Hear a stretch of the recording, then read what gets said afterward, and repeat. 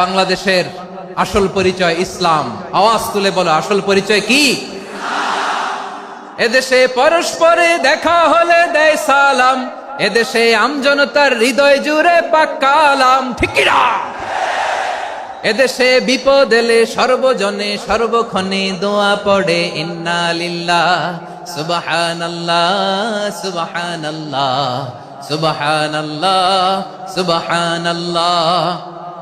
এদেশে আজান শুনে সূর্য ওঠে শহর গ্রামে, এদেশে আজান শুনে সূর্য ডোবে সন্ধ্যা নামে, এদেশে সকল কাজে সবাই বলে বিসমিল্লাহ, এদেশে ভালো কিছু দেখে শুনে হাসি মুখে সবাই বলে মাশা আল্লাহ সুবহানাল্লাহ। আওয়াজ করে সুবহানাল্লাহ সুবহানাল্লাহ সুবহানাল্লাহ সুবহানাল্লাহ। সবাই একসাথে সুবহানাল্লাহ সুবহানাল্লাহ সুবহানাল্লাহ সুবহানাল্লাহ। এদেশের আসল পরিচয় কি?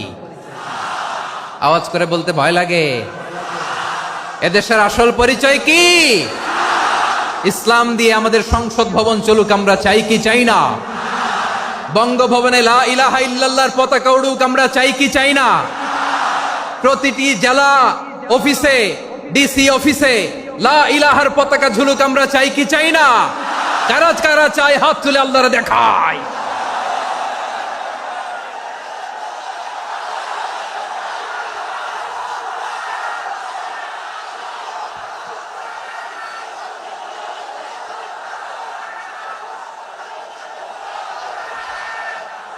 মাশাআল্লাহ মাশাআল্লাহ মাশাআল্লাহ মাশাআল্লাহ।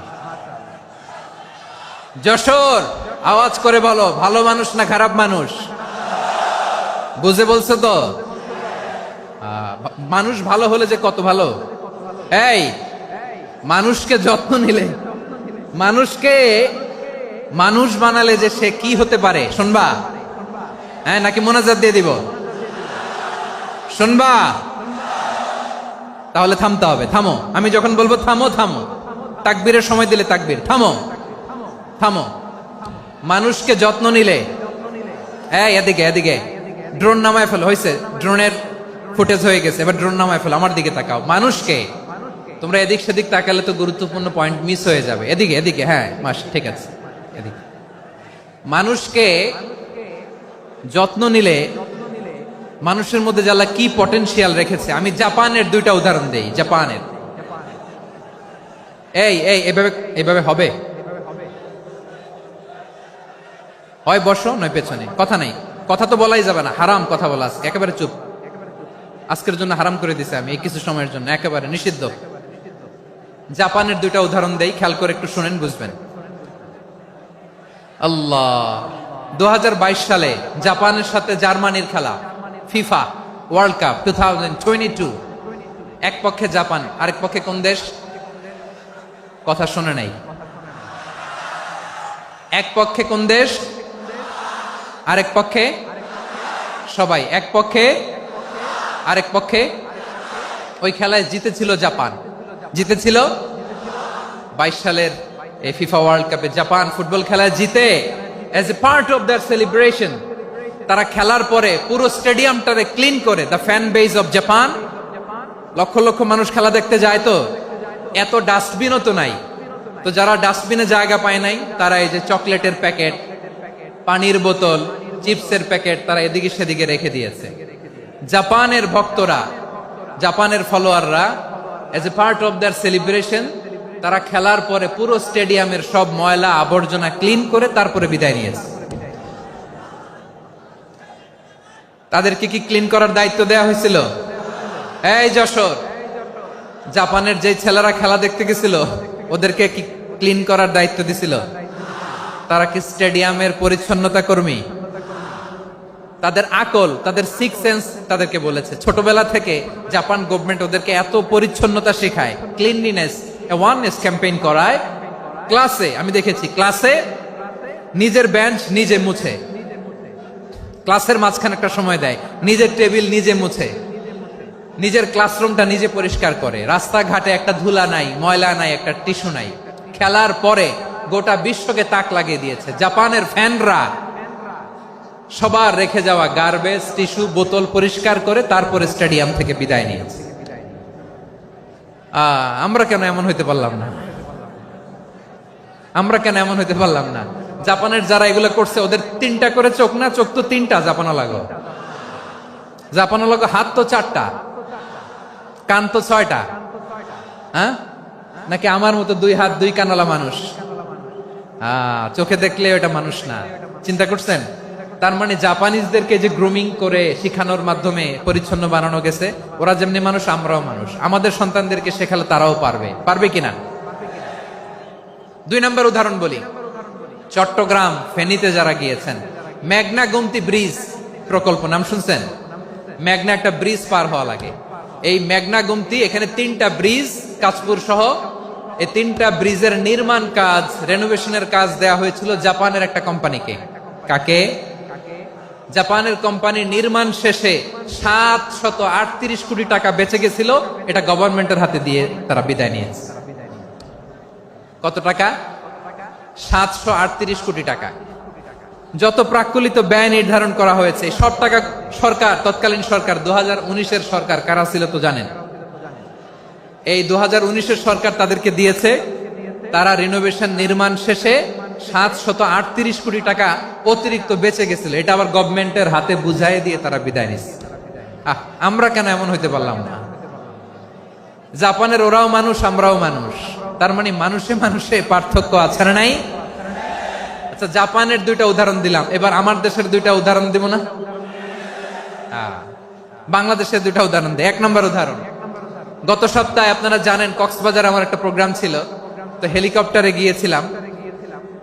ফেনী জেলা যখন পার হচ্ছি, আমি দেখলাম 3টা উইন্ড মিল। উইন্ড মিল চিনেন তো? বিশাল পিলার, 3টা-4টা পাখা থাকে। বায়ু বিদ্যুৎ কেন্দ্র, বাংলাদেশের প্রথম বায়ু বিদ্যুৎ কেন্দ্র এটা। মুহুরী প্রজেক্ট বলে ওটা সম্ভবত, মুহুরী প্রজেক্ট। তো সাগরের বাতাসের ঝাপটায় এটা ঘুরে এনার্জি হয়, ইলেকট্রিসিটি উৎপাদন হয়। তো আমি পাইলটকে বললাম, ভাই এগুলো থেকে কেমন ইলেকট্রিসিটি উৎপাদন হয়? কয়, হুজুর একটুও হয় না, কিছুই হয় না। কিছুই হয় না মানে? বলে, হুজুর বাংলাদেশে যত উইন্ড মিল আছে এটার পাখা একটাও ঘুরে না। আল্লাহ, বলেন কি? তাহলে যে কোটি কোটি টাকা ব্যয় করে যে উইন্ড মিল, কয় হুজুর ভিতরে ফিটফাট, উপরে ফিটফাট, ভিতরে সদরঘাট। তার মানে কোটি কোটি টাকা দিয়ে এই উইন্ড মিল বানায়, এখানে কিছু নাই। দুর্নীতির আড্ডাখানা, আখড়াখানা বাংলাদেশ, ঠিক কিনা বলেন?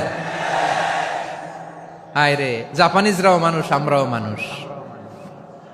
আমার এক নিকটাত্মীয় সরকারি চাকরিজীবী, উনি আমাকে বললেন, বাংলাদেশের আরেকটা উদাহরণ দেখ। উনি আমাকে বললেন যে প্রতি বছর আমাদের অফিসের ফার্নিচার চেঞ্জ করে। আমি বললাম, প্রতি বছর ফার্নিচার চেঞ্জ করে কেন? বলে যে ফার্নিচার নতুন পারচেজ করলেই তো ওইখানে টাকা, নতুন কিনতে পারলেই টাকা, নতুন উন্নয়নের সবক শোনাতে পারলেই টাকা। প্রথম আলোর রিপোর্ট। কি আলো? প্রথম আলোর রিপোর্ট। গত 15 বছরে উন্নয়নের নামে লুটপাট হয়েছে প্রায় 3.25 লাখ কোটি টাকা। কার রিপোর্ট? আমাদের বানানো কথা। প্রথম আলোর রিপোর্ট। গত 15 বছরে কারা ছিল জানেন তো? হ্যাঁ, শুধু ওনাদেরকেই দোষ দিয়ে লাভ নাই।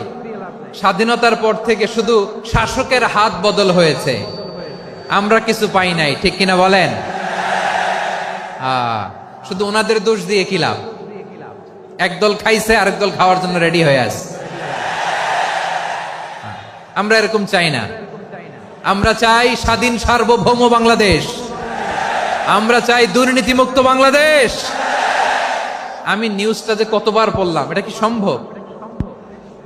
3.25 লাখ কোটি টাকা লুটপাট, মানে লুটপাট করতে করতে এদেশের জনগণকে ফুটপাতে বসায় দিচ্ছে। প্রিয় ভাইয়েরা, জাপানের মানুষও মানুষ, আমরাও মানুষ। সিদ্ধান্ত আপনার, কোন মানুষ হবেন, ভালো মানুষ না খারাপ মানুষ? আজকের আলোচনার বিষয় হচ্ছে মানব সম্পদের উন্নয়ন, human resource development. It's a process to increase the capacity of knowledge, skill, capacity of the people of a country. একটা দেশের মানুষের জ্ঞান, তাদের দক্ষতা কি করে বাড়ানো যায়, বাড়িয়ে দেশের উন্নয়ন করানো যায়, এটাই হচ্ছে মানব সম্পদ উন্নয়নের মূল কথা। তাহলে মানব সম্পদ হচ্ছে একটা দেশের সবচাইতে শক্তিশালী পুঁজি। প্রাকৃতিক সম্পদ, খনিজ সম্পদের চেয়েও দামি হচ্ছে মানব সম্পদ। আমার প্রিয় যশোর, প্রাকৃতিক সম্পদ, খনিজ সম্পদের চেয়ে দামি সম্পদ কি সম্পদ? আল্লাহ তাআলা দয়া করে আমাদেরকে এই মানব সম্পদ দিয়েছেন। আসুন আমাদের এই মানুষগুলোকে আমরা সোনার মানুষ বানাই। রাজি আছেন তো সবাই? রাজি আছেন?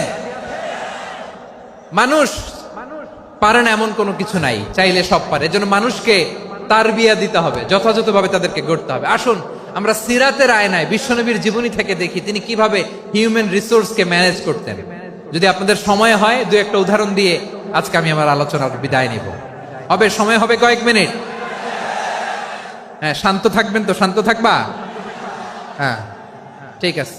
এই ধাক্কার মধ্যে ঢুকছে, এবার মজা বুঝতেছো তো? হ্যাঁ, মানা করছিলাম না? ঠিক আছে, টের পাও। হ্যাঁ ঠিক আছে। যে আওয়াজ করবে আমি ওকে দেখতেছি, কে কে আওয়াজ করে দেখতেছি। শেষ কথা, শেষের দিকে চলে আসছি। বিষ্ণু ইসলাম কিভাবে হিউম্যান রিসোর্সকে ম্যানেজ করতেন, মজার কথা আছে কয়েকটা, বলে বিদায় নিব। বিশ্বনবী কিভাবে এই মানব সম্পদকে ম্যানেজ করতেন। বিশ্বনবী he was a very good talent hunter, চৌকস ট্যালেন্ট হান্টার ছিল। কার মধ্যে কি ট্যালেন্ট আছে দেখলেই বুঝে ফেলতেন। সুবহানাল্লাহ পড়বেন না? কি নবী আমরা পেয়েছি! He was a very good talent hunter. আমার নবী তিনি চৌকস ট্যালেন্ট হান্টার ছিলেন। কার মধ্যে কি প্রতিভা বের করতেন, ওই প্রতিভাকে ইসলামের কল্যাণে কাজে লাগাতেন। সুবহানাল্লাহ বলেন। যাকে যেই জায়গায় সেট করলে ভালো হবে তাকে ওই জায়গায় সেট করতেন। কয়েকজন সাহাবীর জীবনী শোনাই। আবু মাহজুরা রাদিয়াল্লাহু তাআলা আনহু, মক্কার মুয়াজ্জিন, আগে ছিল মুশরিক, পরে হয়েছে মুমিন। উনি কিভাবে মুমিন হইলেন এই ঘটনাটা একটু আপনাদের শোনাতে চাই। তা আপনাদের তো সময় নাই হাতে। হ্যাঁ সময় আছে? এই জেনজি শেষ করে দিল আজকের প্রোগ্রামটা। 1 ঘন্টা ধাক্কা ধাক্কি করে কেমনে দাঁড়ায় আছে আমি বুঝলাম না।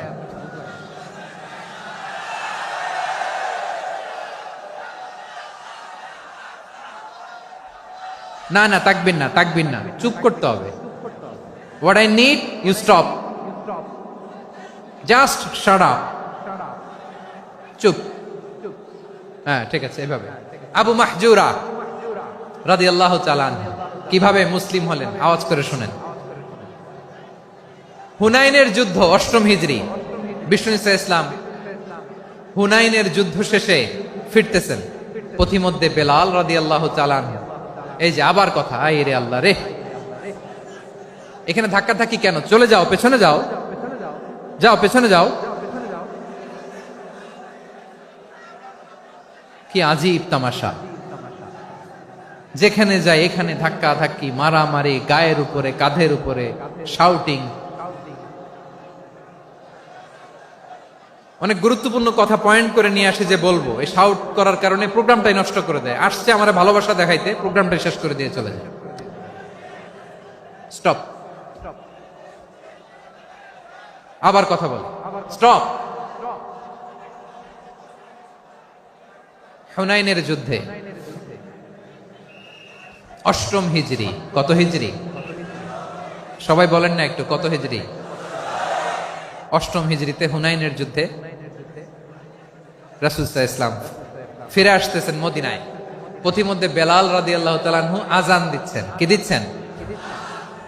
তো পাশে ছিল মুশরিকদের একটা পল্লী, কিছু মুশরিক তরুণ, কিছু অমুসলিম কিশোর, তারা আজানকে ব্যঙ্গ করতেছে। আমাদের বাংলায় মুখ ভেঙ্গানো বলে আর কি। বেলাল রাদিয়াল্লাহু তাআলা আনহু আজান দিচ্ছেন, ওই বাচ্চাগুলো মুশরিক, তো ওরা আজানকে ব্যঙ্গ করতেছে, বিকৃতি করে ওরাও আজান দিচ্ছে। উদ্দেশ্য হচ্ছে আজানকে নিয়ে ঠাট্টা করা। উদ্দেশ্য কি? ঠাট্টা করা। ব্যাপারটা মনে কষ্ট পাওয়ার মতো ব্যাপার না? কিন্তু বিশ্বনবী ওইখানে দেখেন কি খুঁজলেন। বিশ্বনবী খেয়াল করলেন অমুসলিম কিশোরদের মধ্য থেকে একটা কিশোরের গলাটা বড় দরাজ গলা, কণ্ঠটা বড় সুন্দর। খেয়াল করে দেখলেন যে কিছু কিশোর বেলালের আজানকে ব্যঙ্গ করে, বিকৃতি করে, কিন্তু একজনের কণ্ঠ দেখতে পাচ্ছেন না এত দূরে, কিন্তু কণ্ঠটা বড় সুন্দর, দরাজ গলা। বিশ্বনবী সাহাবীদেরকে বললেন, ধরো এগুলারে, ধরো। সবগুলারে ধরে বিশ্বনবীর সামনে আনা হলো, ওরা হাঁটু গেড়ে বসলো। বিশ্বনবী বললেন, তোমাদের মধ্যে কে যেন ব্যঙ্গ করে আজান দিচ্ছিল, তার গলাটা বড় উঁচু, গলার বেসটা বড় মজবুত, মেলোডিয়াস, সুমধুর কণ্ঠ, কে? আবু মাহজুরা বলে, আমার বন্ধুরা সবাই আমার দিকে আঙ্গুল দেখায়, আমি পড়ে গেছি বিপদে। রাসূল সাল্লাল্লাহু আলাইহি ওয়াসাল্লাম বাকি অমুসলিম তরুণদেরকে ছেড়ে দিলেন, বললেন তোমরা যাও। এবার আবু মাহজুরারে পাইছে। আবু মাহজুরার চুলের মধ্যে হাত দিলেন বিশ্বনবী, মাথায় হাত দিয়ে বললেন, এবার আজান দাও দেখি। আবু মাহজুরা বলে, আমি তো আজান দিতে জানি না, কারণ আমি তো বেলালেরটা শুইনা শুইনা দিছি, আমার তো মুখস্থ নাই, আমি তো আজান দিতে জানি না। বিশ্বনবী বললেন, জানো না? তাহলে আসো, আমি তোমারে শিখাই দেই। সুবহানাল্লাহ পড়েন। আবু মাহজুরা হাঁটু গেড়ে বসে, বিশ্বনবীর মোবারক হাত আবু মাহজুরার চুলের মধ্যে। বিশ্বনবী আজানের মুআল্লিম আবু মাহজুরাকে বলতেছে, ঠিক আছে তোমারে শিখাই দিচ্ছি, আমি যা যা বলবো আমার সাথে সাথে বলো, পারবা? আবু মাহজুরা বলে, পারবো। বিশ্বনবী আজান দিচ্ছেন মাথায় হাত দিয়ে, আল্লাহু আকবার,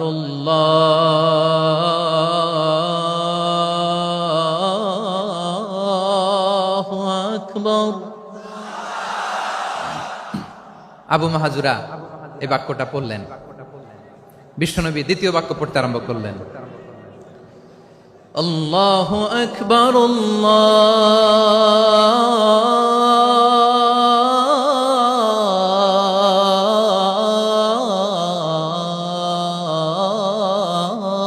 আল্লাহু আকবার। আবু মাহজুরা এই বাক্যটা বললেন। বিশ্বনবী আবু মাহজুরার মাথার মধ্যে হাত দিয়ে তৃতীয় বাক্য বললেন, আশহাদু আল্লা ইলাহা ইল্লাল্লাহ,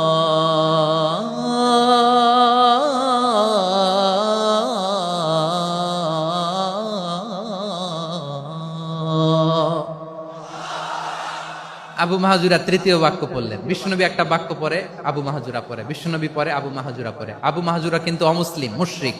আবু মাহজুরা বলে, এক একটা বাক্য পড়ি আমার কলিজাটা গলে ঠান্ডা হয়ে যায়। এতদিন মোহাম্মদকে গালি দিতাম, এখন মোহাম্মদ আমার মাথায় যখন হাত রাখছে আমার সারা শরীর ঠান্ডা হয়ে গেছে। বিশ্বনবী আজান শিখাচ্ছেন, একটা একটা বাক্য পড়ে আবু মাহজুরাও পড়ে, বিশ্বনবী পড়ে আবু মাহজুরাও পড়ে। পুরো বাক্যগুলো যখন শেষ, আজান শেষ, আবু মাহজুরাও যখন পুরো আজান পড়লেন, আবু মাহজুরা বললেন, এতদিন মোহাম্মদের চেহারা দেখলে আমার ঘৃণা লাগতো, আজ থেকে মোহাম্মদের চেহারার চেয়ে প্রিয় চেহারা আমার কাছে নাই।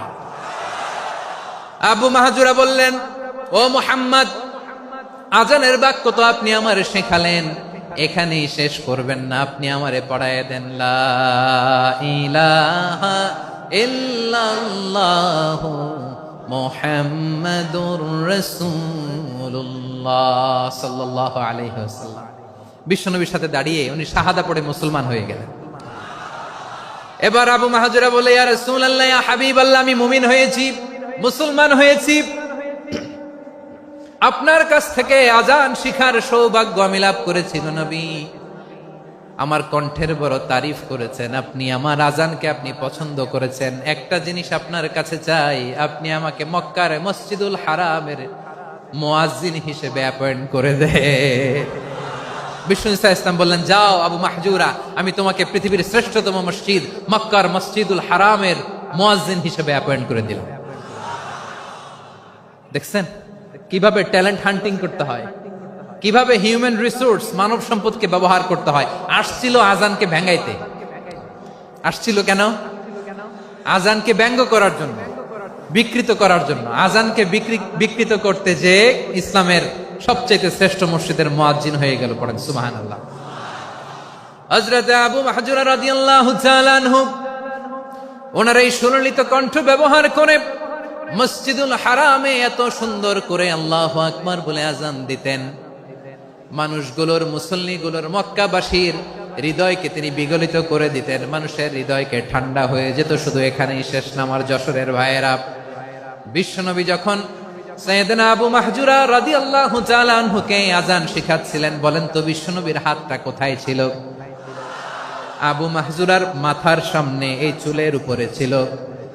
আবু মাহজুরা ওই স্মৃতিটাকে ধারণ করবার জন্য, ওই স্মৃতিকে বহন করার জন্য বিশ্বনবীর মোবারক হাত আবু মাহজুরার কপালের চুলের যেই জায়গায় লেগেছে, মৃত্যুর আগের দিন পর্যন্ত আবু মাহজুরা মাথার ওই চুলে কোনোদিন ছুরি আর কামার লাগায় নাই, সেখানে কেচি লাগায় নাই, চুলের মধ্যে খুর লাগায় নাই। আবু মাহজুরা ডান দিকের চুল কাটতো, বাম দিকের চুল কাটতো, পেছনের চুল কাটতো, সামনের চুল কাটতো না। আবু মাহজুরা রাদিয়াল্লাহু তাআলা আনহুর সামনের চুলগুলো বড় হতে হতে যখন এত বড় হয়ে যায়, তিনি চুলগুলো পেঁচিয়ে মাথার মধ্যে রাখতেন, তারপরে তিনি পাগড়ি পরতেন। সবাই জিজ্ঞেস করতো, আবু মাহজুরা এটা আবার কেমন স্টাইল? দেখতে তোমারে কি বিদঘুটে লাগে, কেমন অড লাগে, কেমন খারাপ দেখা যায়। মক্কায় এমন কোন মানুষ তো দেখি নাই, ডানে চুল কাটে, বায়ে চুল কাটে, পেছনে চুল কাটে, সামনে কাটে না।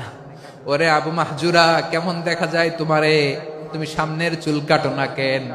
আবু মাহজুরা বলে, আমি হাঁটু গেড়ে পেয়ারা নবীর সামনে বসেছিলাম, আমার এই মাথার চুলের মধ্যে মুবারক হাত লাগিয়ে বিশ্বনবী নিজে আমাকে আজানের প্রতিটা বাক্য শিক্ষা দিয়েছেন। বিশ্বনবীর মুবারক হাত, পবিত্র হাত আমার মাথার চুলের যেই জায়গায় লেগেছে, আমি চাই ওই চুলগুলা নিয়ে আমি আমার কবরের ভিতরে যাব। সাইয়েদনা আবু মাহজুরা রাদিয়াল্লাহু তাআলা আনহু ইন্তেকালের আগের পর্যন্ত মাথার সামনের চুলগুলা কাটে নাই। মাথার সামনের চুল তিনি কাটেন নাই। সুবহানাল্লাহি বিহামদি। কেমন ভালোবাসতেন বিশ্বনবী সাহাবীদেরকে, সাহাবারা কেমন ভালোবাসতেন বিশ্বনবীকে। সামনের চুলগুলো বড় হতে হতে এত বড় ছিল, পেঁচিয়ে রেখে পাগড়ি পরতেন, কাটতেন না। নবীর হাত লেগেছিল। সুবহানাল্লাহ পড়েন। তাহলে what is the lesson? Moral of the story কি? মোরাল অফ দ্য স্টোরি হচ্ছে, আসছিল আজানকে ব্যঙ্গ করার জন্য, বিকৃত করার জন্য, হয়ে গেল মসজিদুল হারামের মুয়াজ্জিন। দেখেন বিশ্বনবী একটা খারাপ সিচুয়েশনের মধ্যে থেকে কি ভালো জিনিস বের করে আনলেন। আমি যে শুরুতে বলেছি কিভাবে তিনি হিউম্যান রিসোর্সকে ডেভেলপ করেছেন, ম্যানেজ করেছেন। তিনি যে চৌকস ট্যালেন্ট হান্টার ছিল, দেখেন সবার মধ্যে থেকে এর বাছাই করে মুয়াজ্জিন বানাই দিয়েছেন। সুবহানাল্লাহ পড়েন। তার মানে এই না সবাইরে ধরে ধরে উনি মুয়াজ্জিন বানাইছেন। যার যেই ট্যালেন্ট আছে তাকে ওই কাজে অ্যাসাইন করেছেন। যার যেই প্রতিভা আছে তার প্রতিভাকে ইসলামের কাজে লাগিয়েছেন। সুবহানাল্লাহ পড়েন। যায়েদ বিন সাবিত রাদিয়াল্লাহু তাআলা আনহু নাম শুনেছেন? যশোর কথা বেরোয় না। যদি জিজ্ঞাসা সালমান খানের নাম শুনছেন, সবাই হাত তুলবে, জি হুজুর শুনছি, মানে সব দেখা শেষ। সালমান খান, আমির খান, অমুক খান, সব খান মুখস্থ, কিন্তু যায়েদ বিন সাবিতের নাম মুখস্থ নাই মুসলমানদের। যে সাহাবী মাথার সামনের চুল কাটে নাই, মসজিদুল হারামের মুয়াজ্জিন বানাইছেন বিশ্বনবী, সাহাবীর নাম কি? খায়া ফেলাইস, স্লোগানের সাথে খায়া ফেলাইস। আবু মাহজুরা। কি নাম? আবু মাহজুরা আল জুমাহি রাদিয়াল্লাহু তাআলা আনহু। এই নামটা আজকে নিয়ে যাইতে হবে যশোর। আবু মাহজুরা রাদিয়াল্লাহু তাআলা আনহু। 2 নম্বরে বলছিলাম যায়েদ বিন সাবিত রাদিয়াল্লাহু তাআলা আনহু। বিশ্বনবী দেখলেন মদিনার এই আনসারী সাহাবী হাইলি ট্যালেন্টেড, ইন্টেলেকচুয়াল, মেরিটোরিয়াস, জ্ঞানের প্রতি তার আকর্ষণ, মারাত্মক আকর্ষণ। বিশ্বনবী তাকে দায়িত্ব দিলেন, কোরআন যা নাজিল হয় তুমি লিখো, কাতিবুল ওহী বানায় দিলেন। সুবহানাল্লাহ। যায়েদ বিন সাবিতরে আবার আজান শিখান নাই, কারণ তার মধ্যে বিশ্বনবী প্রতিভা দেখেছেন, একাডেমিক প্রতিভা। বিশ্বনবীর একাডেমিক প্রজেক্ট গুলো তিনি হ্যান্ডেল করতেন। যায়েদ বিন সাবিত ছিল বিশ্বনবীর ব্যক্তিগত সচিব। কি ছিল? ব্যক্তিগত সচিব। বুঝেন নাই? বিশ্বনবীর ব্যক্তিগত সচিব এবং দোভাষী। ইহুদিরা কিছু লিখে দিলে এটার অর্থ বিশ্বনবীরে বুঝায় দিতেন, আবার ইহুদিদের কাছে কিছু লিখতে হলে তিনি লিখে দিতেন। বিশ্বনবী একদিন বললেন, ইন্নী ওয়াল্লাহি মা আমানু ইয়াহুদা আলা কিতাব। ইহুদিরা যে চিঠি পাঠায় অর্থ তো বুঝি না, আরেক ইহুদি আইনে অর্থ করা লাগে। আবার ইহুদিদের কাছে কিছু লিখে পাঠাইতে চাইলে আমরা তো লিখতে পারি না, ইহুদিরে দিয়ে লেখা লাগে। ওরা যে পয়রা শোনায় লিখে দেয়, আমি ওদের বিশ্বাস করি না। আমার নিজের একজন লোক দরকার। বিশ্বনবী এই যায়েদ বিন সাবিতকে চুজ করলেন ল্যাঙ্গুয়েজের জন্য। উনি বললেন, যায়েদ তোমার সফট স্কিলকে ডেভেলপ করতে হবে, তুমি হিব্রু ল্যাঙ্গুয়েজ শিখে ফেলো। যায়েদ বিন সাবিত বলল, বিশ্বনবীর মোটিভেশন আর ইন্সপিরেশন পেয়ে আমি 15 দিনে ইহুদিদের এই হিব্রু ল্যাঙ্গুয়েজ শিখে ফেললাম। শুধু শিখে ফেললাম না, হাত্তা হাদিকতু, even I became master in the language, এই ভাষা আমি পারদর্শী হয়ে গেলাম। এরপরে ইহুদিরা চিঠি লিখে পাঠালে আর কোন ইহুদি ডাকা লাগতো না, আমি নবীর এটার অর্থ শুনে পরে বুঝাই দিতাম। আবার ইহুদিদের কাছে চিঠি লেখা লাগলে আমি যায়েদ বিন সাবেত চিঠি লিখে দিতাম। সুবহানাল্লাহ। দেখেন, এত সাহাবীর মধ্য থেকে বিশ্বনবীর একাডেমিক প্রজেক্ট, ব্যক্তিগত সচিব, দোভাষী হিসেবে তিনি যায়েদ বিন সাবেতের মতো তরুণকে নির্বাচিত করেছেন। কেমন ট্যালেন্ট হান্টার ছিল আমার নবী। সুবহানাল্লাহ পড়বেন না? বিশ্বনবীর ইন্তেকালের পরে সাইয়েদনা আবু বকর রাদিয়াল্লাহু তাআলা আনহু যখন খলিফা হয়ে আসলেন, কোরআনকে সংকলনের দায়িত্ব দেয়া লাগবে, কোন সাহাবীকে দিবেন? সব সাহাবারা মিলে পরামর্শ করলেন। সাইয়েদনা আবু বকর, ওমর সবাই মিলে এই বিশাল কোরআন সংকলনের গুরু দায়িত্ব বিশ্বনবীর ব্যক্তিগত সচিব, বিশ্বনবীর দোভাষী, বিশ্বনবীর সিলেক্ট করাই লোক যায়েদ ইবনে সাবেত রাদিয়াল্লাহু তাআলা আনহুকে দিয়েছে। কোরআনের কপি তো আজকে এখানে রাখে নাই। এই যে আজকের যে কোরআন পড়েন, এটা আগে এরকম ছিল না। কোরআন নাজিল হলে সাহাবারা চামড়ার, ওটের চামড়ায় লিখে ফেলতো, ওটের চ্যাপ্টা হাড্ডির মধ্যে লিখে ফেলতো, গাছের গুড়ির মধ্যে লিখে ফেলতো, বিভিন্ন জনের কাছে ছড়ানো ছিটানো ছিল। আবু বকর রাদিয়াল্লাহু তাআলা আনহু একসাথে করলেন, পরবর্তীতে উসমান রাদিয়াল্লাহু তাআলা আনহু একসাথে করলেন। 114 সূরার এখন এই মুসহাফ, এই কম্পাইলেশন, এই কপি আমরা পেয়েছি, যার হিউজ কন্ট্রিবিউশন ছিল। এই পুরো কোরআন কম্পাইলেশনের প্রজেক্ট ম্যানেজার ছিল যায়েদ বিন সাবেত রাদিয়াল্লাহু তাআলা। কোরআন কম্পাইলেশনের প্রজেক্ট ম্যানেজার। দেখেন, উনারে মাথায় হাত দিয়ে আজান শিখায় নাই। সুবহানাল্লাহ কইবেন না? তাহলে প্রথম সাহাবী আবু মাহজুরাকে মুয়াজ্জিন বানাইলেন, যায়েদ বিন সাবেতকে ব্যক্তিগত সচিব আর দোভাষী বানালেন, মুসআব ইবনে উমাইর রাদিয়াল্লাহু তাআলা আনহুকে ইসলামের প্রথম অ্যাম্বাসেডর বানালেন। তাহলে তৃতীয় নাম্বার একজন সাহাবীর নাম বলছি, মুসআব ইবনে উমাইর। মুসআব কি নাম? নামটা কেমন লাগে? এই কয়েকজনের ভাল লাগে, বাকিদের ভাল লাগে না? ভাল লাগে? এই এই আর কয়েকটা মিনিট দেওয়া যাবে না আমাকে আল্লাহর রাস্তে? হ্যাঁ, ঠিক আছে। আমি তোমাদেরকে ভালোবাসা দেখাবো, দোয়া করব, যদি চুপ থাকো, একেবারে চুপ, কষ্ট সহ্য করো। বাকিরা যা সওয়াব পাবে তোমরা ডবল পাবা, যেহেতু কষ্ট বেশি, কিন্তু চুপ। 3 নাম্বার সাহাবীর নাম মুসআব। এই ধাক্কাধাক্কি কেন? ধাক্কাধাক্কি কেন রে ভাই? না না না, এরকম হইলে আসবো না যশোর, আমি আর আসবো না। হয় পিছনে চলে যাও, নাহলে চুপ, ধাক্কাধাক্কি নাই। 3 নাম্বার সাহাবীর নাম মুসআব। কি নাম? He was the first ambassador in Islam. ইসলামের প্রথম ডিপ্লোমাট, প্রথম কূটনৈতিক, ইসলামের প্রথম কূটনৈতিক, ইসলামের প্রথম ডিপ্লোমাট, প্রথম অ্যাম্বাসেডর মুসআব ইবনে উমাইর। মক্কার তরুণ যুবক, উনি পারফিউম লাগাইলে মানুষ দেখলেই বুঝতো এটা মুসআব লাগাইছে। এমন ড্যাশিং ফেসের ছিল, এমন স্মার্ট ড্যাশিং ফেস, এমন পার্সোনালিটির মানুষ ছিল মুসআব রাদিয়াল্লাহু তাআলা আনহু। কারণ যিনি ইসলামের স্পোকম্যান হবেন, মুখপাত্র হবেন, তার স্মার্ট হওয়ার দরকার আছে না নাই? আকাবার প্রথম শপথ যখন হলো, তাদের সাথে বিষ্ণু ঈসা ইসলাম মদিনাতে একজন মুখপাত্র পাঠালেন, ডিপ্লোমাটকে পাঠালেন, অ্যাম্বাসেডর অফ ইসলাম। তিনি হচ্ছেন মুসআব ইবনে উমাইর। পড়েন সুবহানাল্লাহ। বিশ্বনবী দেখলেন সে অনেক স্মার্ট, তার ডেডিকেশন আছে, সিনসিয়ারিটি আছে, এবং মদিনায় যে আউস খাজরাজ গোত্রের নেতাদের সাথে ডিল করতে হবে, ইহুদিদের সাথে ডিল করতে হবে, ওখানে একজন পাক্কা জানু খেলোয়াড়ের দরকার আছে না নাই? মুসআব ইবনে উমাইর রাদিয়াল্লাহু তাআলা আনহু, ওনাকে বিষ্ণু ঈসা ইসলাম চুজ করলেন। এবং বিষ্ণু ঈসা ইসলামের এই চুজিংটা, এই সিলেকশনটা এত সুন্দর ছিল, তিনি মদিনাতে যে বিশ্বনবী আসার আগেই মদিনার জমিনকে তিনি উর্বর করে ফেলছেন। প্রতিটা ঘরে ঘরে কালিমার দাওয়াত তিনি পৌঁছায় দিচ্ছেন। জুমার বিধান নাজিল হয়েছে, কিন্তু মক্কায় পরিবেশ নাই জুমা পালনের। বিষ্ণু ঈসা ইসলাম একজনকে দিয়ে খবর পাঠালেন, যাও মদিনায় মুসাবকে যে বলো, মুসাব তো আমার শিক্ষক, আমার স্পোকম্যান, মদিনাতে যেন তারা জুমা কায়েম করে। বিশ্বনবীর আগেই মুসআব মদিনার মুসলিমদেরকে নিয়ে মদিনায় প্রথম জুমা কায়েম করে ফেলছে। কোন সুবহানাল্লাহ। ডিপ্লোমাটদের কেমন হইতে হয়, অ্যাম্বাসেডরের কেমন হইতে হয়, মুসআব রাদিয়াল্লাহু তাআলা আনহুর কাছ থেকে শিখে নাও। মুসআব নামটা কেমন লাগে?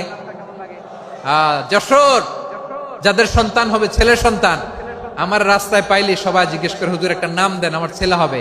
যশোরবাসীর জন্য আমি একটা নাম দিয়ে দিলাম, নাম রাখতে হবে মুসআব। কি নাম? নামটা যাদের ভাল লাগে, ছেলে সন্তান অনাগত আসবে, মনে চাইলে নাম রেখে দিবেন মুসআব রাদিয়াল্লাহু তাআলা আনহুর নামে মুসআব। তাহলে মুসআব রাদিয়াল্লাহু তাআলা আনহুকে বিশ্বনবী ল্যাঙ্গুয়েজ শিখান নাই, সফট স্কিল শিখান নাই। যায়েদ রাদিয়াল্লাহু তিনি হিব্রু ল্যাঙ্গুয়েজ শিখেছেন, সুরিয়ানি শিখেছেন, কিন্তু মুসআবকে তিনি বানিয়েছেন the spokesman of Islam, the first diplomat, the ambassador of Islam. সুবহানাল্লাহ পড়বেন না? আব্দুল্লাহ ইবনে আব্বাস রাদিয়াল্লাহু তাআলা আনহু বিশ্বনবীর কাজিন, চাচাতো ভাই। আবার মাইমুনা রাদিয়াল্লাহু তাআলা আনহু, মাইমুনা নবীর স্ত্রী, তিনি ছিলেন আব্দুল্লাহর আপন খালা। তো নবীর বউ যদি ওনার খালা হয়, নবী তার কি? বুঝে নাই, নবী তার কি? খালু। তাহলে সম্পর্ক অনেক গভীর, কাজিন আবার খালু। ছোট্ট মানুষ, তাই রাতে মাঝে মাঝে ঘরে থাকতো। বিশ্বনবী দেখলেন আব্দুল্লাহ যেহেতু আমার ঘরে ঢুকতে পারে, আব্দুল্লাহরে এই উম্মতের বড় শিক্ষাবিদ বানাইতে হবে। কথা বোঝে নাই? আব্দুল্লাহকে কি বানাইতে হবে? শিক্ষাবিদ, এডুকেটর অফ দিস উম্মাহ, এই উম্মার শিক্ষাবিদ বানাইতে হবে। তাই আব্দুল্লাহ ইবনে আব্বাসকে বিশ্বনবী হাতে কলমে শিক্ষা দিয়েছেন। আহারে, আর এরপরে যে কি ভাষা আসবে তোমাদের জন্য আমার মুখ থেকে, আমি নিজেও জানি না, আমি নিজেও জানি না। 1 ঘন্টা যাবত ধাক্কা ধাক্কি মারামারি। তো আসতে বলছে কে তোমাকে? পেছনে চলে যাও, জায়গা না পেলে। পুরো প্রোগ্রামটাই নষ্ট করে দিল।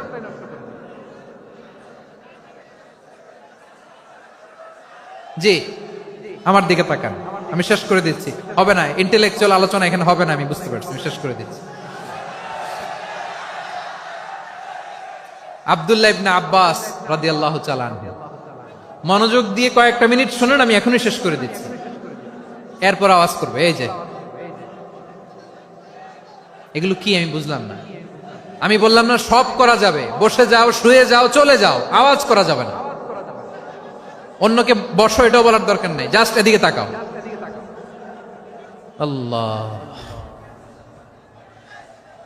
আব্দুল্লাহ ইবনে আব্বাস রাদিয়াল্লাহু তাআলা আনহু, ওনাকে বিশ্বনবী হাতে কলমে শিক্ষা দিয়েছেন, যেহেতু উম্মতের শিক্ষাবিদ হবেন, এডুকেটর হবেন। তো বিশ্বনবী রাতে যখন তাহাজ্জুদ পড়তেন, ছোট্ট আব্দুল্লাহ ঘরে থাকতো। বুঝতে পেরেছেন? ছোট্ট মানুষ তো ঘরে থাকতো। তো বিশ্বনবী তাহাজ্জুদের জন্য একবার দাঁড়িয়েছেন, ছোট্ট আব্দুল্লাহ ওযু করে দাঁড়াইছে। আচ্ছা বলেন তো, ইমাম আর মুসল্লি মোট যদি 2 জন হয়, একজন ইমাম একজন মুসল্লি, তো মুসল্লি ইমামের কোন দিকে দাঁড়াবে? ডানে দাঁড়াবে। ছোট্ট আব্দুল্লাহ বোঝে নাই, বিশ্বনবী তাহাজ্জুদ শুরু করেছেন, উনি ইক্তেদা করছেন আর দাঁড়াইছেন বায়ে। কোথায় দাঁড়িয়েছেন? আব্দুল্লাহ বলেন, যখন আমি বায়ে দাঁড়ালাম, আখাযা রাসূলুল্লাহ সাল্লাল্লাহু আলাইহি ওয়াসাল্লাম উযুনি আল ইউমনা ইয়াফতিলুহা, বিশ্বনবী নামাজরত অবস্থায় আমার কান ধরে টেনে আমার ডান দিকে এনে দাঁড় করায় দিলেন। পড়েন সুবহানাল্লাহ। দেখেন, হাতে কলমে শিক্ষা। আর জীবনে ভুল হবে? কথা কয় না, আর ভুল হবে? আর ভুল হবে না। এভাবে বিশ্বনবীর অনেক সঙ্গ পেয়েছেন, সফর করেছেন, একই বাহনে বসেছেন, এক বাহনে বসে লম্বা নাসিহত করেছেন, বলেছেন, ইয়া গোলাম ইহফাজিল্লাহ ইয়াহফাজকা, ইহফাজিল্লাহ তাজিদহু তুজাহাক, ইযা সাআলতা ফাসআলিল্লাহ ওয়া ইযা ইসতাআনতা ফাসতাইন বিল্লাহ। আল্লাহর বিধান মানো, আল্লাহর বিধান রক্ষা করো, আল্লাহ তোমায় রক্ষা করবে। আব্দুল্লাহ, চাইতে হলে আল্লাহর কাছে চাও, সাহায্য চাইতে হলে আল্লাহর কাছে সাহায্য চাও। মনে রাখো, গোটা বিশ্বের সবাই যদি তোমার সাহায্য করতে চায়, ততটুকুই করতে পারবে যতটুকু আল্লাহ তোমার নসিবে রেখেছে। গোটা বিশ্ব যদি তোমার বিরুদ্ধে ষড়যন্ত্রে দাঁড়িয়ে যায়, ক্ষতি ততটুকু করতে পারবে যতটুকু তোমার জন্য বরাদ্দ আছে, এর বাইরে কিছু করতে পারবে না। আওয়াজ করে বলেন ঠিক কিনা? এভাবে হাতে কলমে শিখিয়েছেন, বিশ্বনবীর সঙ্গ পেয়েছেন।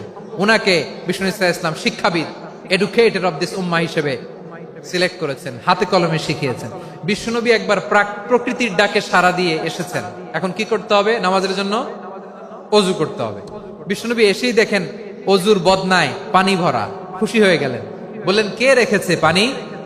একজন বলল, আব্দুল্লাহ রেখেছে। বিশ্বনবী অত্যন্ত খুশি হলেন, খুশি হয়ে একটা দোয়া করলেন, বললেন, আল্লাহুম্মা ফাক্কিহু ফিদ্দীন ওয়া আল্লিমহু তা'ওয়ীল। আল্লাহ, তুমি আব্দুল্লাহকে দ্বীনের বুঝ দিও আর কোরআনের তাফসীর শিক্ষা দিও। বিশ্বনবীর এই দোয়া এমন লাগছে, উনি রাইসুল মুফাসসিরিন, এই পৃথিবীতে যত মুফাসসির ছিল, যত মুফাসসির আসবে, সকল মুফাসসিরের সম্রাট হিসেবে স্বীকৃত হয়েছেন আব্দুল্লাহ ইবনে আব্বাস। বিশ্বনবী ওনারে আজান শিখান নাই, বিশ্বনবী ওনারে ল্যাঙ্গুয়েজ শিখান নাই, বিশ্বনবী ওনারে অ্যাম্বাসেডর বানান নাই, হাতে কলমে শিক্ষা দিয়েছেন।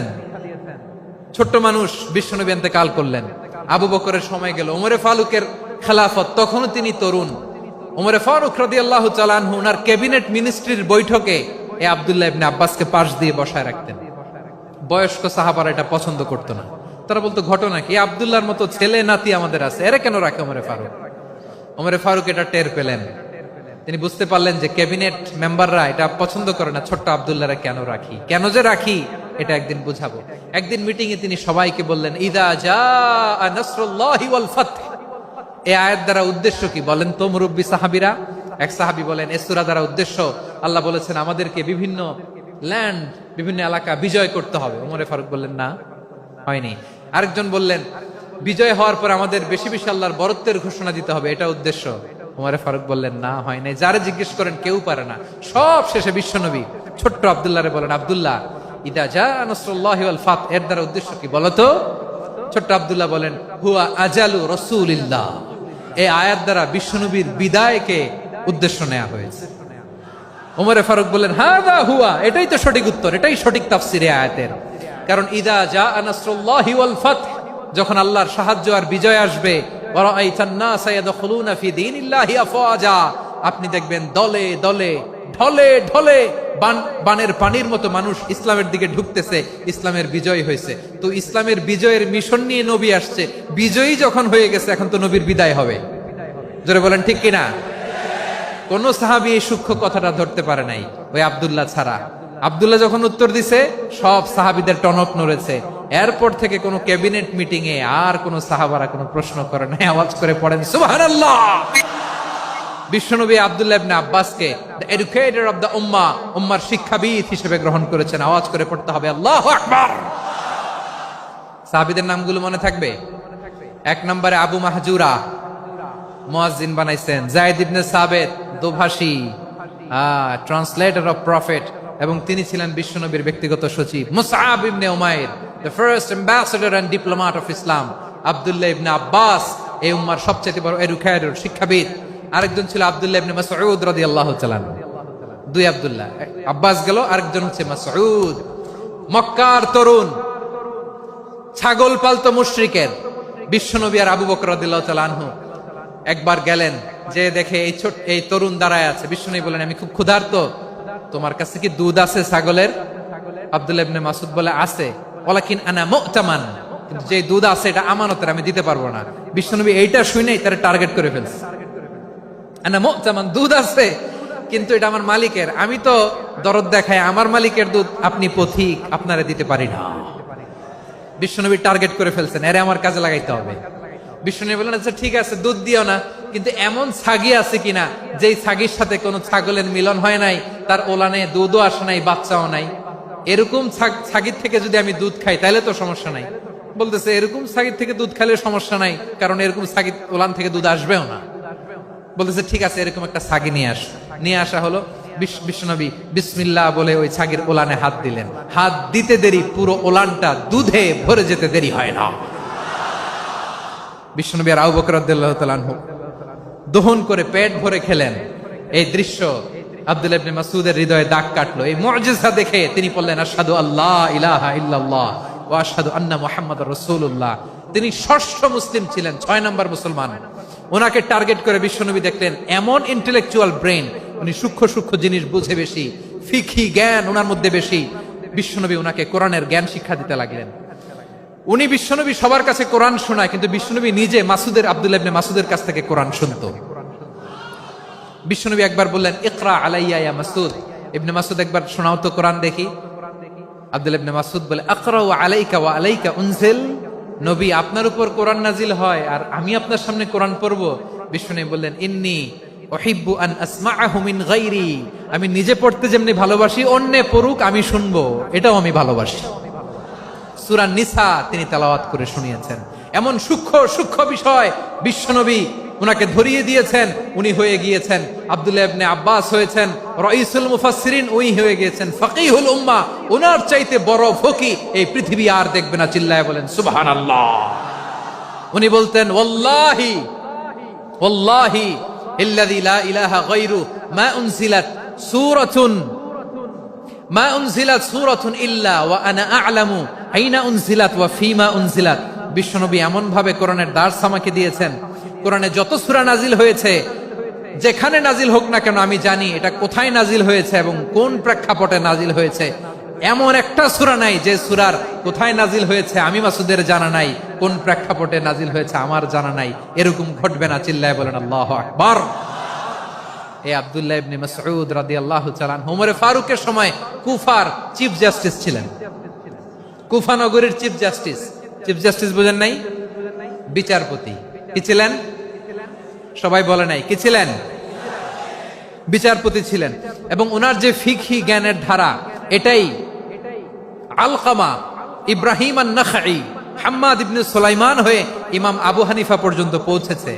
এবং ওনার ফিকহি জ্ঞানের ধারাই হানাফি মাযহাবে অ্যাকসেপ্ট হয়েছে। আজও এগুলো হানাফি মাযহাবে চর্চিত হয়। হানাফি মাযহাবের সব ফিক আব্দুল্লাহ ইবনে মাসউদের ফিকহি জ্ঞানের ধারা থেকে নেওয়া হয়েছে, চিল্লায় পড়েন সুবহানাল্লাহ। তাহলে উনাকে বিশ্বনবী বানিয়েছেন জুরিস্ট, জুরিস্ট, আইনবিদ, ফকিহ। উনারে আজান শিখান নাই। হিউম্যান রিসোর্স ডেভেলপমেন্ট কিভাবে করবেন, মানব সম্পদের উন্নয়ন কিভাবে করতে হয়, কিভাবে যার যেখানে প্রতিভা কাজে লাগাতে হয় উনি দেখিয়েছেন। সুবহানাল্লাহ পড়বেন না? খালিদ বিন ওয়ালিদ নাম শুনছেন? কে কে শোনেন নাই হাত তোলেন। কি ছিলেন? বীর যোদ্ধা, বীর যোদ্ধা ছিলেন খালিদ বিন ওয়ালিদ। কিন্তু তিনি ইসলাম ধর্ম গ্রহণ করেছেন অনেক দেরিতে, 8ম হিজরিতে। তার মানে 8ম হিজরির আগে উনি মুশরিকদের পক্ষে লড়াই করেছেন। ওনার হাতে কত মুসলিম সাহাবী যে নিহত হয়েছে হিসাব নাই। বিষ্ণুনবী টার্গেট করে রাখছে, তুমি আমাদের মুসলিমদের এত ক্ষতি করলা, তুমি যখন মুসলমান হবা তোমার দিয়ে আমি এমন কাম করামু যে এটা আর কেউ করতে পারবে না। সুবহানাল্লাহ নাই? যশোর ক্লান্ত হয়ে গেছে।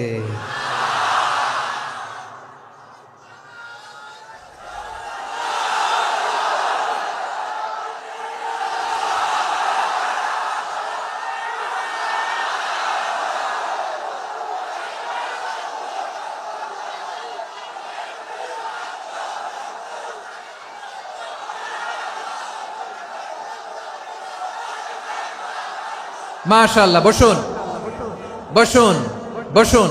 খালিদ বিন ওয়ালিদ রাদিয়াল্লাহু তাআলা আনহু 8ম হিজরিতে মুসলিম হয়েছেন, মক্কা বিজয়ের আগে। তো মক্কা বিজয়ের আগে যখন মুসলিম হয়েছেন, এর আগে কি করছেন? কাফিরদের সাথে যুদ্ধ করেছেন। উনি উহুদের যুদ্ধে মুসলমানদের যে পরাজয় ভাব, কঠিন পরিস্থিতির মুখোমুখি উনার কারণে পিছন থেকে এমন আতর্কিত আক্রমণ করেছেন, মুসলমানদেরকে কচুকাটা করেছেন। 8ম হিজরিতে আল্লাহ তাআলা হেদায়েতের নূর দিয়ে ওনার হৃদয়টাকে উজালা করে দিলেন। লা ইলাহা এটা এমন বাণী যার হৃদয়ে একবার টাচ খাবে, এইটা থেকে সে আর পালিয়ে বেড়াতে পারে। ঝিনুকের ভেতর লুকিয়ে থাকে যেমন মতি, ঝিনুকের ভেতর লুকিয়ে থাকে যেমন মতি, কলমা শাহাদাতে আছে আল্লাহর জ্যোতি, কলমা শাহাদাতে আছে আল্লাহর জ্যোতি। ঠিক কিনা বলেন? মক্কা বিজয়ের আগে মুসলিম হলেন, হওয়ার পরেই বিশ্বনবীর টার্গেট ফুলফিল হলো। ওই যে টার্গেট করে রেখেছেন আর দোয়া করেছেন, খালিদ বিন ওয়ালিদ যদি মুসলিম হয় তাকে আমি মিলিটারি চিফ বানাবো। ওনাকে আজান শিখান নাই, ওনারে কান ধইরা নামাজের এই মাথা থেকে ওই মাথা আনান নাই, ফিকহি কোরআনের সূক্ষ্ম তাফসীর ওনারে শিখান নাই, অ্যাম্বাসেডর বানান নাই। বিষ্ণু ইসলাম উনাকে সামরিক অভিযানে প্রেরণ করেছেন। সামরিক অভিযানে তিনি প্রেরণ করেছেন। উনার জীবদ্দশায় উনার নেতৃত্বে যতগুলো যুদ্ধ হয়েছে, একটা যুদ্ধেও তিনি পরাজয় বরণ করেন নাই। ওমরে ফারুকের সময়কালে তিনি চিফ অফ মুসলিম মিলিটারি, মানে মুসলিম সেনাপতি হয়েছেন। যশোর আওয়াজ করো, ঠিক কিনা বলো? সেনাপতি, মুসলিম সেনাপতি। তাহলে কিভাবে হিউম্যান রিসোর্স ব্যবহার করতে হয় গোটা বিশ্ব আমার নবীর কাছ থেকে শিখে নাও। খালিদ বিন ওয়ালিদ, ওনাকে বিশ্বনবী একটা উপাধি দিয়েছেন। উপাধিটা হচ্ছে সাইফুল্লাহিল মাসলুল, আল্লাহর নাঙ্গা তরবারি, আল্লাহর খোলা তরবারি, দ্য ওপেন সোর্ড অফ আল্লাহ। খালিদ বিন ওয়ালিদ, মুসলিম সেনাপতি। হাসান বিন সাবেত, নাম শুনছেন? দেখি উনি কি ছিল বলেন। রাসূলের সভা কবি, কালচারাল হিজিমনিকে ডিফিট করার জন্য। উনি ভালো অস্ত্র চালানো জানতেন না, ওই কাজে উনি যেতেন না। উনার ছিল কাব্য প্রতিভা। কাব্য প্রতিভা, কাফিররা কবিতা দিয়ে নবীকে গালি দিত। বিশ্বনবী বলতেন, ইয়া হাসান আজিব আন রাসূলিল্লাহ, তুমি নবীর হয়ে কাফেরদের এই কথাগুলোর জবাব দাও। বিশ্বনবীর একটা মিম্বার ছিল, বিশ্বনবীর মিম্বারের পাশাপাশি মসজিদে নববীতে এই হাসান বিন সাবেতের জন্য বিশ্বনবী একটা স্পেশাল মিম্বার বানিয়ে দিয়েছেন। এখান থেকে তুমি জবাব দাও। এবং বিশ্বনবী বলেছেন, আল্লাহুম্মা আইয়িদহু বিরূহিল কুদুস, আল্লাহ হাসান আমার পক্ষে জবাব দেয়, তুমি জিব্রাইল মারফত তাকে সাহায্য পাঠাইয়া দিও। রাসূল সাল্লাল্লাহু আলাইহি ওয়াসাল্লামের সভা কবি, the poet of the prophet, নবীর কবি। উনি কবিতা দিয়ে, এমন উচ্চাঙ্গের ভাষায় কবিতা দিয়ে তিনি জবাব দিতেন, কাফিরদের গা শিহরে যেত, তাদের হৃদয়ে আগুন ধরে যেত। তাহলে এরকম কবিরও দরকার আছে না নাই? এখন যাকে আল্লাহ দিছে কাব্য প্রতিভা, এরা যদি আপনি যুদ্ধের ময়দানে পাঠান হবে? যারে দিছে সুরেলা গলা, এরা যদি অ্যাম্বাসেডর বানান হবে না। হাসান বিন সাবিত ছিলেন বিষ্ণু ইসলামের কবি। হুযায়ফা ইবনুল ইয়ামান, বিশ্বনবীর গোয়েন্দা বিভাগের প্রধান। কিসের প্রধান? হুযায়ফা ইবনুল ইয়ামান, ওনার ছিল ডিটেকটিভ মাইন্ড। ডিটেকটিভ মাইন্ড, গোয়েন্দা বিভাগের প্রধান। এবং উনি হচ্ছেন সাহিবু সিররি রাসূলিল্লাহ, রাসূল সাল্লাল্লাহু আলাইহি ওয়াসাল্লামের গোপন তথ্যের ধারক বাহক। নবীর যেই কথা কেউ জানে না, সব হুযায়ফার পেটের ভিতরে ছিল। সুবহানাল্লাহ পড়েন। মদিনার যত ইহুদি, ইহুদিদের একটা লিস্ট ছিল, এই লিস্ট শুধু দুইজন জানতো, বিশ্বনবী আর হুযায়ফা। সুবহানাল্লাহ পড়বেন না? তাহলে উনাকে কোন দায়িত্ব দিছে? কোন বিভাগ? যশোর, আওয়াজ করো, কোন বিভাগ? গোয়েন্দা বিভাগের হেড ছিল। খন্দকের যুদ্ধে প্রচন্ড আজকের মতো শৈত্য প্রবাহ, মাটি খনন করতে করতে সাহাবীদের পেটে ক্ষুধা নাই, দাঁড়াইতে পারে না নামাজের জন্য, এত ক্লান্ত, ক্ষুধা, ক্লান্ত, শ্রান্ত। বিশ্বনবী বললেন, কে আছো এই কঠিন শীত, এই ভয় আর ক্ষুধার মধ্যেও খন্দকের পরীক্ষার টপকে শত্রু শিবিরে যে আমাকে তথ্য দিবা? কে আছো? কারো গায়ে শক্তিই নাই যে দাঁড়াবে, কেউ দাঁড়ায় না। বিশ্বনবী তখন নিজে হুযায়ফাকে ডাক দিলেন, হুযায়ফা, যে আমাকে আজকে শত্রু শিবিরের তথ্য এনে দিবে, সে জান্নাতে আমার মোরাফাকা, আমার সঙ্গী হবে। হুযায়ফা রাদিয়াল্লাহু ইবনুল ইয়ামান জীবনের ঝুঁকি নিয়ে এই ক্ষুধা, শৈত্য প্রবাহ, কোল্ড ওয়েভস কে উপেক্ষা করে পরীক্ষা টপকে শত্রু শিবিরে যে সবার কথাগুলো চুপে চুপে শুনে বিশ্বনবীর দরবারে এসে গোয়েন্দাদের মতো তথ্য সরবরাহ করেছে। বিশ্বনবীর গোয়েন্দা বিভাগের প্রধান হুযায়ফা ইবনুল ইয়ামান ইন্টেলিজেন্স বিভাগ চালাতেন। মুনাফিকদের নাম ওনার কাছে ছিল। মুআয ইবনে জাবাল মদিনা রাষ্ট্রের সবচেয়ে সিনিয়র আমলা ছিলেন। আমলাতন্ত্র চিনেন তো? প্রশাসনিক কাজ যারা চালায়, অ্যাডমিনিস্ট্রেশন বুঝেন না? The department of administration. মদিনার রাষ্ট্রের সিনিয়র আমলা মুআয ইবনে জাবাল মুতাখাসসিসুন ফিল হালাল ওয়াল হারাম, হালাল হারামের স্পেশালিস্ট ছিলেন। বিশ্বনবী উনাকে ইয়ামানের গভর্নর করে পাঠাইছেন। বলেছেন, ইন্নাকা তা'তি কওমান আহলা কিতাব, এমন গোষ্ঠীর কাছে যাবা যারা ইহুদি নাসারা। আগে শাহাদা পড়লে এরপরে নামাজের দাওয়াত দিও, নামাজ পড়লে যাকাতের দাওয়াত দিও। গভর্নরের অ্যাটিটিউড যেমন থাকে তেমন অ্যাটিটিউড ধরে রেখো। সুবহানাল্লাহ পড়েন। তাহলে মুআয ইবনে জাবালকে দিয়ে বিশ্বনবী কবিতা লেখায় নাই, চিঠি লেখায় নাই, আজান দেওয়ায় নাই। সুবহানাল্লাহ পড়বেন না? সব শেষ সাহাবী বলি আবু হুরায়রা রাদিয়াল্লাহু তাআলা, নাম শুনছেন? বিড়ালের বাবা। কি করতেন? খালি হাদিস মুখস্থ করতেন। উনি বলতেন, আলজামু রাসূলুল্লাহ আলা মিলই বাতনি, আমার শুধু পেটের ক্ষুধার বন্দোবস্ত হইলে আমি নবীর সঙ্গ ছাড়তাম না। আমার আনসার সাহাবারা ক্ষেত খামারের কাজ করতো, আমার মুহাজির সাহাবারা ব্যবসা করতো, আর আমি নবীর সাথে সাথে থাকতাম। শুধু সকাল বিকাল দুই বেলা যদি আমার খাবারের বন্দোবস্ত হয়, আমি আর নবীর লক ছাড়ি না। সুবহানাল্লাহ কইবেন না? 5374টা হাদিস তিনি বর্ণনা করেছেন। সবচেয়ে বেশি হাদিস বর্ণনাকারী সাহাবী। হাদিস প্রিজার্ভেশনের কাজে বিশ্বনবী ওনাকে কাজে লাগিয়েছেন। উনি একদিন বলেন, ইয়া রাসূলুল্লাহ আসমাউ মিনকা কাসীরান ফালা আহফাজু, নবী অনেক কথা শুনি আমার মনে থাকে না। বিষ্ণু বললেন, তাই? উবসুত রিদাক, তোমার চাদরটা বিছাও। আবু হুরায়রা বিছালেন, বিশ্বনবী হাত বুলায় দিলেন, এরপরে অনেক হাদিস বর্ণনা করলেন। আবু হুরায়রা বলে, তারপর থেকে বিশ্বনবী যাই বর্ণনা করে আমি শুনি আর একটাও ভুলি না। এখন সুবহানাল্লাহ। বিশ্বনবী ওনাকে হাদিস প্রিজার্ভেশন, নবীর এই যে লক্ষ্য হাদিস প্রিজার্ভেশনের এই দায়িত্ব দিয়েছেন সাইয়েদনা আবু হুরায়রা রাদিয়াল্লাহু তাআলা আনহুকে। প্রিয় ভাইরা, তাহলে 10 জন সাহাবীর কথা যে বললাম, আপনারা কি খেয়াল করেছেন কত বড় ট্যালেন্ট হান্টার, চৌকস ট্যালেন্ট হান্টার ছিল আমার নবী। এক একজনের এক এক ট্যালেন্ট, এক এক কাজে অ্যাসাইন করেছেন, এক একজনকে এক এক দায়িত্ব দিয়েছেন, এক একজনের প্রতিভাকে এক এক ভাবে বিকশিত হওয়ার সুযোগ দিয়েছেন। আওয়াজ করে বলেন ঠিক কি না?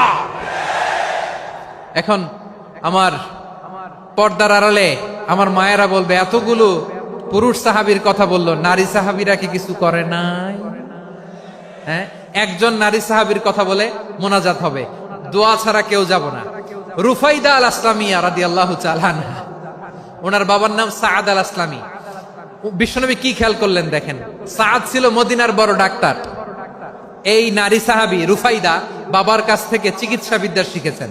যখন শিখছে, বিশ্বনবী দেখলেন আমার তো প্রতি সপ্তাহে সপ্তাহে যুদ্ধে আহত সাহাবীদের সেবা দিবে কে? বিশ্বনবী রুফাইদাকে বললেন, রুফাইদা তুমি মসজিদে নববীর পাশে একটা মেডিকেল ক্যাম্প করো।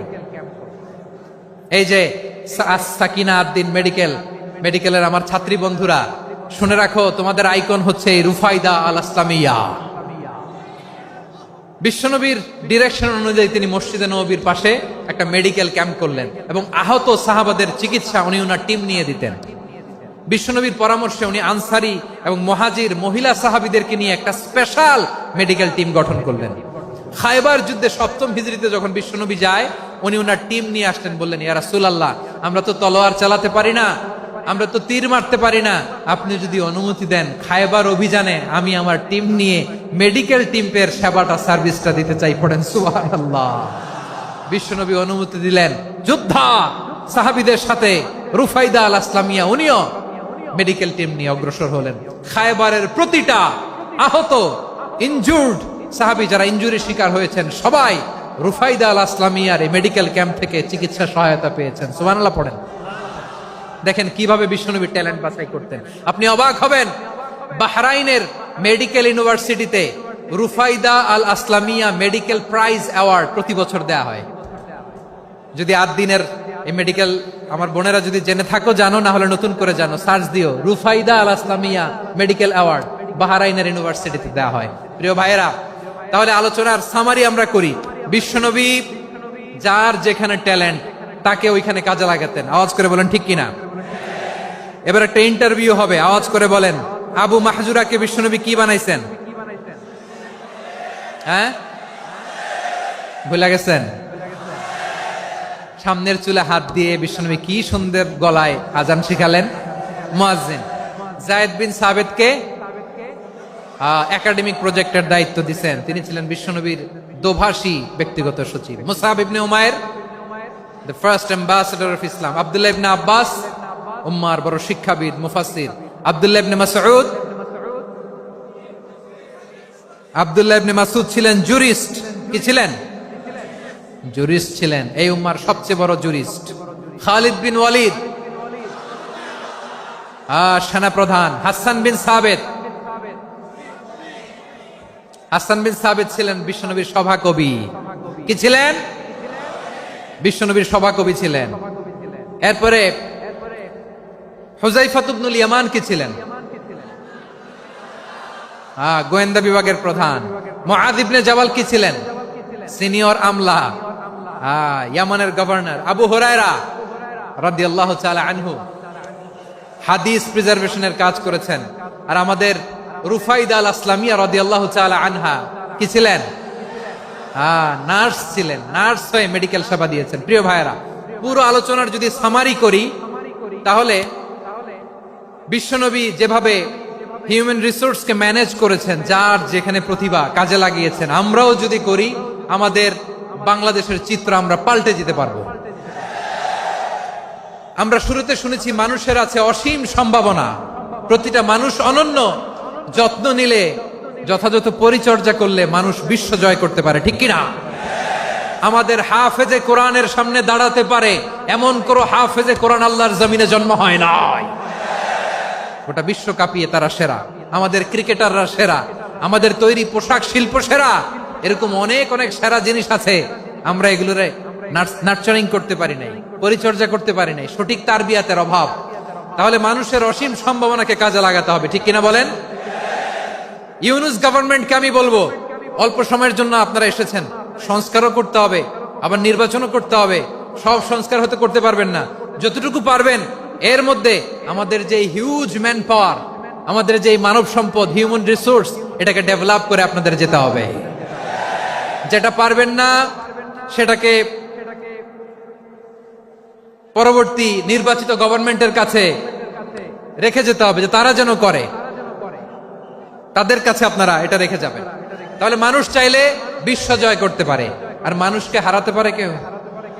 জোরে বলো যশোর, মানুষকে হারাতে পারে কেউ? আল্লাহ আমাদেরকে জনসংখ্যা দিয়েছেন প্রিয় ভাইয়েরা। এই জনসংখ্যা অনেক বড় সম্পদ, এটা আমাদের জন্য অভিশাপ নয়, আশীর্বাদ। আমাদের জনসংখ্যাকে যদি আমরা জনশক্তিতে রূপান্তর করতে পারি, আজকে বাংলাদেশ যে অবস্থানে দাঁড়িয়ে আছে, বাংলাদেশ তার 20 গুণ উন্নতির শিখরে চলে যাবে। চিল্লায় বলো ঠিক কিনা? আমাদের শ্রমিক ভাইয়েরা বাইরে কাজ করে, আমাদের শ্রমজীবী ভাইয়েরা, প্রবাসীরা, তাদের ব্যাপারে গুরুত্ব দিতে হবে। আমাদের শ্রমের দাম সবচেয়ে কম, সবচেয়ে কম। তারা এম্বাসিতে গুরুত্ব পায় না, এয়ারপোর্টে গুরুত্ব পায় না। এই সরকার অবশ্য তাদেরকে অনেক গুরুত্ব দিচ্ছে। আমাদের অদক্ষ শ্রমিককে যখন আমরা দুবাই পাঠাই, অল্প বেতন পায়, কিন্তু ইন্ডিয়ানরা দক্ষ শ্রমিক পাঠাইলে তার 3 গুণ বেতন পায়।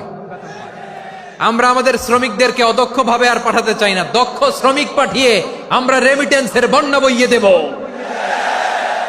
আমাদের শ্রমিকদের পাঠানো রেমিটেন্সের টাকায় সচল থাকে আমার দেশের অর্থনীতির চাকা। তাদেরকে সবচেয়ে গুরুত্ব দিতে হবে। আমরা পেয়েছি ফ্রিডম ফাইটার, মুক্তিযোদ্ধা, আর আমার প্রবাসী ভাইরা হচ্ছে রেমিটেন্স ফাইটার। জোরে বলো ঠিক কিনা?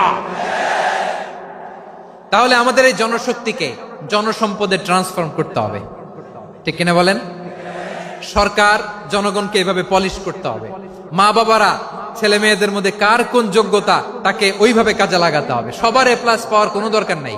আমাদের দেশে একটা টেন্ডেন্সি আছে, পরীক্ষায় এ প্লাস না পাইলে কই তুই কি করলি, পাশের বাড়ির ছেলে এ প্লাস পাইছে, যা ওর পা ধোয়া পানি খা।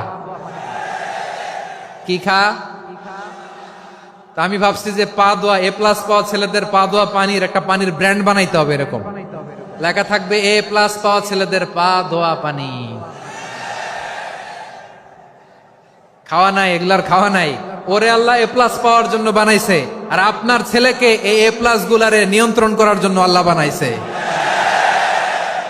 ওকে দিয়ে আল্লাহ কি করবে আপনি জানেনই না। একটা এ প্লাস, একটা এ গ্রেড, একটা মানুষের জীবনকে ঠিক করে দিতে পারে না। আপনার ছেলেকে আল্লাহ অন্যদিকে যোগ্যতা দিয়েছে। ওদের মনোবল ভাঙবেন না, খবরদার, খবরদার। ছেলে মেয়েদের মনোবল ভাঙবেন না। যাকে দিয়ে যেটা হবে তাকে দিয়ে সেটা করতে হবে, তার প্রতিভাকে সেভাবে কাজে লাগাতে হবে। তাহলে বাংলাদেশ, আমাদের এই জনসংখ্যা জনসম্পদে রূপান্তরিত হবে। আমাদের সরকারের তত্ত্বাবধানে আমাদের 18 কোটি জনগণ দক্ষ জনশক্তিতে রূপান্তরিত হোক, আমরা চাই কি চাই না? আমরা ভালো মানুষ, শ্রেষ্ঠ মানুষ হতে চাই কি চাই না? ওই জাপানিজদের মতো সৎ, ওই ইউরোপিয়ানদের মতো কালচার। আমাদেরকে আল্লাহ তাআলা কোরআন সুন্নাহ অনেক কিছু দিয়েছেন। যেহেতু বর্তমানে আমরা দেখছি তারা সৎ, তাদের মধ্যে ভ্যালু আছে, সেগুলো আমাদের মধ্যে আনার দরকার আছে না নাই? আর ইসলাম দিয়ে আমাদের জীবনকে সাজাতে হবে, ইসলাম দিয়ে আমার পরিবারকে সাজাতে হবে। ইসলাম থেকে, কোরআন থেকে প্রেসক্রিপশন না নিলে জীবন সুন্দর হবে না। কোরআন থেকে প্রেসক্রিপশন না নিলে সমাজ সুন্দর হবে না। কোরআনের প্রেসক্রিপশন না মানলে রাষ্ট্র সুন্দর হবে না। কোরআনের প্রেসক্রিপশন অ্যাপ্লাই না করলে শুধু দুর্নীতি দমন কমিশন দিয়ে দুর্নীতি বন্ধ করা যাবে না। এজন্য কোরআনের আইন আমরা চাই কি চাই না? প্রিয় ভাইয়েরা, হিউম্যান রিসোর্স ডেভেলপমেন্ট, মানব সম্পদের উন্নয়ন, আমাদের সরকার যেন এদিকে নজর দেয়। আমরা যেন এই ব্যাপারে যত্নবান হয়ে উঠি। যাকে আল্লাহ যে যোগ্যতা দিয়েছে, এই যোগ্যতা দিয়ে আমরা যেন ইসলামের জন্য, দেশের জন্য কাজ করি। আমরা যেন আমাদের স্কিল ডেভেলপ করি, আমাদের পটেনশিয়ালকে ডেভেলপ করি। মোরালিটি, ভ্যালিউজ নিয়ে শায়েখ আহমদুল্লাহ আলোচনা করেছেন, এগুলো দিয়ে যেন আমরা আমাদেরকে সাজাই। আল্লাহ তাআলা আমাদের দেশকে তুমি নিরাপদ করো, আমরা পড়ি আমিন। আল্লাহ আমার 18 কোটি জনগণকে তুমি জনশক্তিতে রূপান্তরিত করো, আমিন। আল্লাহ আমরা হাতে হাত রেখে কাঁধে কাঁধ মিলিয়ে ভাইয়ে ভাইয়ে যেন এই দেশকে গড়তে পারি, আল্লাহ তুমি তৌফিক দান করো, আমরা পড়ি আমিন। আমার প্রিয় মহিউদ্দিন ভাই বলেছেন, হুজুর এমন একটা ঘোষণাপত্র দিয়ে যাবেন আজকের এই ঐতিহাসিক যশোরের প্রোগ্রামে, যেটা গোটা বাংলাদেশে মানুষ এটার উপর আমল করে। আমি যে কথাটা বলেছি এটাই, আসুন আমরা আমাদের জনসংখ্যাকে জনসম্পদে ট্রান্সফর্ম করি, আমাদের জনসংখ্যাকে আমরা যেন জনশক্তিতে রূপান্তরিত করি, জনসংখ্যাকে ট্রান্সফর্ম করে জনশক্তি দিয়ে আমরা যেন আগামীর বাংলাদেশ, স্বাধীন বাংলাদেশ 2.0 কে গড়ে তুলি। আল্লাহ তাআলা আমাদের সবাইকে কথাগুলো বোঝার আমল করার তৌফিক দান করুন। এই জেনজি ক্ষমা করে দিও আমাকে, অনেক ধমক দিছি, বকা দিছি। আল্লাহ তোমাদেরকে করুক, কবুল করুক, যশোরবাসীকে কবুল করুক, আদ দিনকে কবুল করুক, এই মেডিকেল কলেজকে কবুল করুক, ইসলামের জন্য বাদ ভাঙা এই জোয়ার এবং উচ্ছ্বাসকে আল্লাহ তাআলা কবুল করুক। হাযা মা ইনদি ওয়াল ইলমু ইনদাল্লাহ আলাইহি তাওয়াক্কালতু ওয়া ইলাইহি উনীব। সুবহানাকাল্লাহুম্মা ওয়া বিহামদিকা আশহাদু আল্লা ইলাহা ইল্লা আনতা আস্তাগফিরুকা ওয়া আতুবু ইলাইক। আল্লাহুম্মা আমিন। রব্বানা ظلمنا أنفسنا وإن لم تغفر لنا وترحمنا لنكونن من الخاسرين. ربنا آتنا في الدنيا حسنة وفي الآخرة حسنة وقنا عذاب النار. ও বিশাল আকাশের মালিক, বিশাল জমিনের মালিক, তোমার আকাশ বাতাসের তুলনায় আমাদের হাত দুইটা বড় ছোট্ট রে আল্লাহ। ছোট দুটি হাত পেতে বুক ভরা আশা নিয়ে তোমার শাহী দরবারে চেয়ে রইলাম। আমাদের জিন্দেগির গুনাহ খাতা তুমি মাফ করে দাও। আমাদের আব্বা আম্মা, দাদা দাদি, আত্মীয় স্বজন সবার গুনাহ খাতা তুমি মাফ করে দাও। আমাদের যত